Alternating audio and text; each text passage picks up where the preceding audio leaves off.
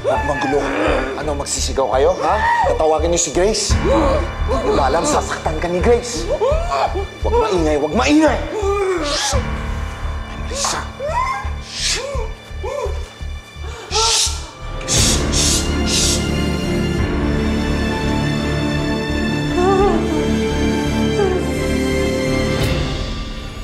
Natatakot ka, no? Na posible yung pinakamamahal mong nanay kasama ng mga kriminal. Huwag mong sasabihin yan. Bakit? Anong pakiramdam ngayon, Ate Grace? Na ikaw naman yung natatakot, ikaw naman yung kinakabahan dahil wala kang magawa para sa pinakamamahal mong nanay. Grace, I told you, huwag kang makinig sa kanya. She's playing you. Shut up, Edward. Paano na lang yun, Ate Grace?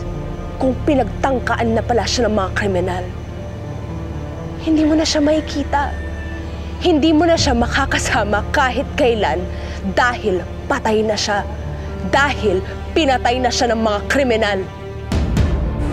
Ano kaya kung saksakin na kita, Marissa? Tapos ihagis kita sa harap ni Grace? I would love to see how she'd react.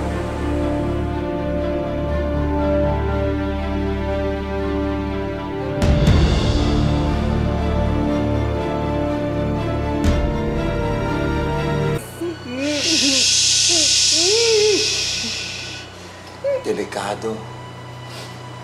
Nasa labas si Grace. Baka marinig ka niya. Baka saktan ka niya.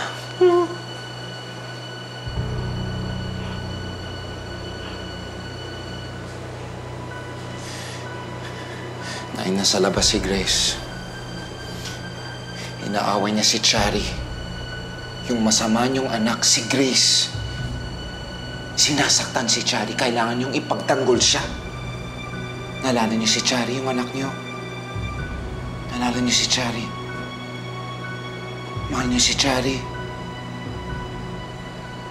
Kung totoo yun, ipagtanggol niyo siya. Huwag niyong hayaan si Grace na saktan si Chari. Ipaglaban niyo si Chari. Kailangan ni Chari ang tulong niyo.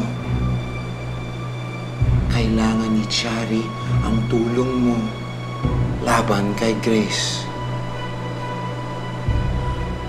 Tulungan mo si Chari. Tulungan mo si Chari laban kay Grace. Halika na, Nay. Kunin niyo. Ipagtanggol niyo si Chari.